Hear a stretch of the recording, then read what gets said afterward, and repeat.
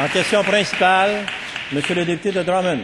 Monsieur le Président, dès janvier, nous entreprenons l'étude en commission parlementaire du projet de loi 82 sur le patrimoine culturel, auquel la ministre dit attacher une grande importance. Pierre Lemoine d'Iberville et Cavalier de la Salle sont des héros nationaux, des héros de la Nouvelle-France, des héros de l'exploration de l'Amérique. Leur statut orne la façade de l'Assemblée nationale. Or, des textes aussi importants que les originaux de leur carnet de voyage ont été carrément volés aux archives québécoises au cours des dernières décennies. Que fait le ministère? Rien, parce que pas d'argent. De toute évidence, le Parti libéral est beaucoup plus riche que le gouvernement. Et pas de téléphone non plus, je suppose, parce qu'on peut croire que des institutions comme Harvard seraient sensibles au fait d'avoir en main des acquis volés. À l'heure où l'enseignement de l'histoire glisse vers l'indifférence sans que le gouvernement n'intervienne, des documents essentiels nous échappent sans que le gouvernement n'intervienne. La ministre de la Culture a-t-elle exigé la restauration de ces documents par l'Université Harvard et la Newberry Library of Chicago?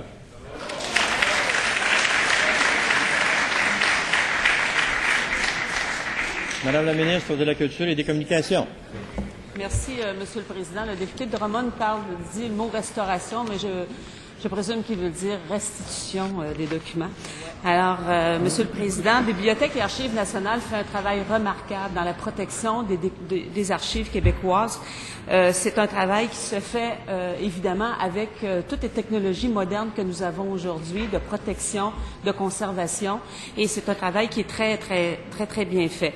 Les événements qui ont été rapportés dans le Devoir sont des événements évidemment qui nous interpellent puisque c'est la mémoire du Québec, mais en même temps, il faut se rappeler que nous sommes dans une autre époque, une époque où au début du 20e siècle, il y a beaucoup de documents, beaucoup de choses qui n'étaient pas préservées avec les moyens de préservation que nous avons aujourd'hui. Alors, Bibliothèque et Archives nationales a été en discussion avec ces institutions américaines et ce matin, on peut voir dans le journal Le Devoir que M. Couture qui dirige... Madame la ministre, j'ai peine à vous entendre. S'il vous plaît.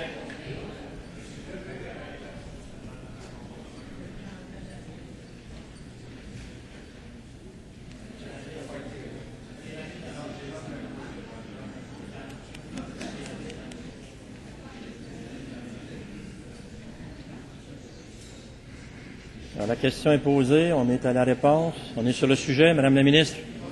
Alors, Monsieur le Président, dans cet article ce matin, M. Carole Couture, conservateur et directeur général des archives pour Bibliothèque et Archives nationales, dit « Les mesures de sécurité en vigueur à Banque afin d'assurer la protection des documents sont importantes.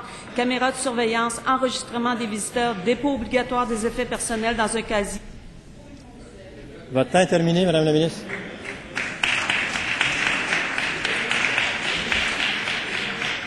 En question complémentaire, Monsieur le député de Drummond. Monsieur le Président, je remercie la ministre. Je voulais effectivement dire restitution. L'histoire a cette fâcheuse habitude de se situer à d'autres époques. C'est bien ce dont il s'agit. Et c'est des documents anciens.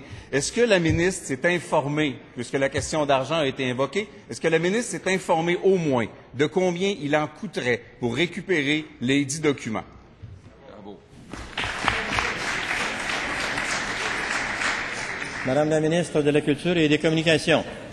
Monsieur le Président, j'ai demandé à Bibliothèque et Archives nationales de me faire l'état de ce dossier, mais en même temps, lorsqu'on parle d'argent pour récupérer des documents, moi, je ne pense pas qu'on devrait payer pour récupérer des documents qui ont été, si la preuve est faite, qui auraient été probablement volés. Donc, ce qu'il faut, Monsieur le Président, c'est d'avoir un état de la situation qui est complet.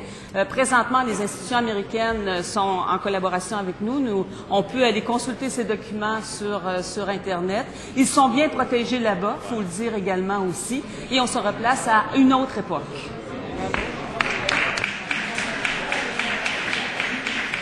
En deuxième complémentaire, Monsieur le député de Drummond. Je fais une suggestion à la ministre, tant mieux si elle ne veut pas payer. Est-ce qu'on peut récupérer les originaux et donner des copies aux Américains, de telle sorte que nos documents...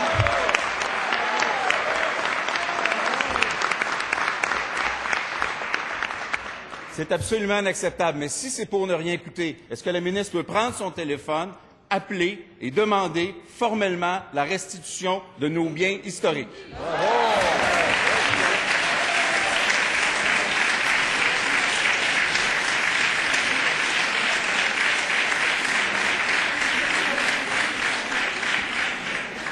Madame la ministre de la Culture.